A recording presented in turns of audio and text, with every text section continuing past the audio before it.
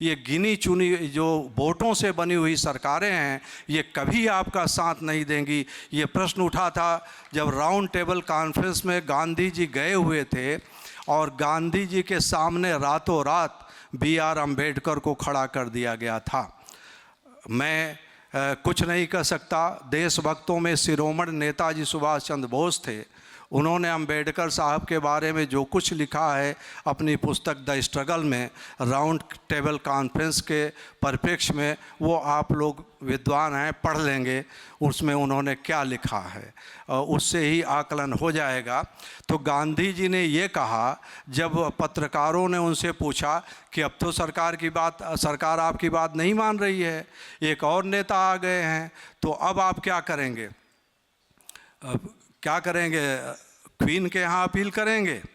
तो उन्होंने कहा नहीं, हम प्रधानमंत्री के यहाँ अपील करेंगे? बोले नहीं, हम जो है इन लोगों के यहाँ अपील नहीं करेंगे, हम बल्कि अदालतों में हम जाएंगे, चाहे वो मुसलमान ही जज क्यों ना हो, ईसाई जज ही क्यों ना हो, लेकिन अदालत से हमें न्याय की उम्मीद है, चुनी हुई सरकारों से न्याय की उम्मीद नहीं है। ये वोट पर ध्यान रखते हैं, ये जो है वो न्याय नहीं कर सकते। ये महात्मा गांधी का वाक्य है, कलेक्टेड वॉल्यूम महात्मा गांधी के जो छपे हुए हैं 1932 से 34 का बीच का जो उनका जो वॉल्यूम है, उसको लेके खुद पढ़ लीजिए। भारत सरकार ने हिंदी और अंग्रेजी दोनों में छापा है।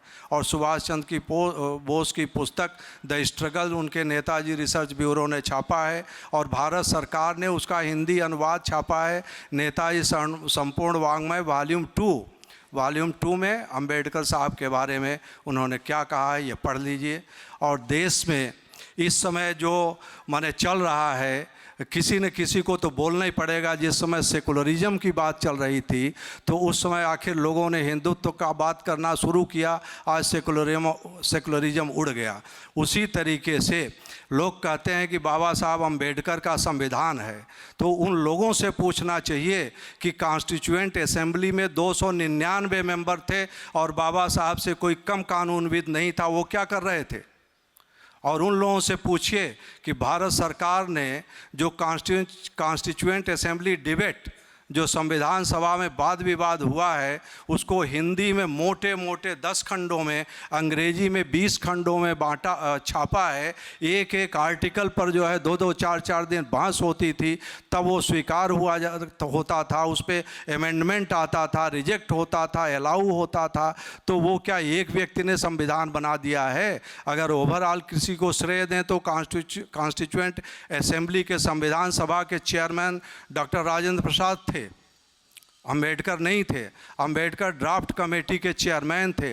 ड्राफ्ट कमेटी में भी वो अकेले नहीं थे, अयंगार वगैरह का जो योगदान था वो बहुत अधिक था। इस तरीके से, और अगर वो किसी अम्बेडकर का संविधान अगर कल भारत सरकार कह दे, कोई भी कह दे कि अम्बेडकर का संविधान है, तो क्या उसको कोई भारत का नागरिक पालन करेगा? कभी नहीं करेगा। वो भारत का संविधान है, क्योंकि जब उसको 299 लोगों की संविधान सभा ने ये कहा, जो भारत के चुने हुए प्रतिनिधि थे, उन्होंने कहा कि हम इसे स्वीकार करते हैं, हम इसे अंगीकार करते हैं, तो ये भारत का संविधान हुआ। जैसे हम लोग एडवोकेट हैं, राम जन्मभूमि में हमने बहस की, हमने आर्गुमेंट किया, जजमेंट में क्या लिखा जाता है? Mister P.N. Mishra, learned advocate of Ram जन्मभूमि पुनरुद्धार समिति। पुनरुद्धार समिति का ये वक्तव्य है, पुनरुद्धार समिति ने, हमारा ड्राफ्ट हमारा नहीं होता, प्लेंटिफ का होता है, डिफेंडेंट का होता है। उसी तरीके से संविधान जो आज भी जो अधिनियम बनते हैं, कोई ना कोई तो ड्राफ्ट करते हैं ना लॉ ऑफिसर्स। तो वो ड्राफ्ट करके जब पार्लियामेंट में बिल पेश होता है, उसको पार्लियामेंट जब अडॉप्ट करती है, तो भारत का जो है एक्ट अधिनियम कहलाता है या उस ड्राफ्टमैन का अधिनियम कहलाता है?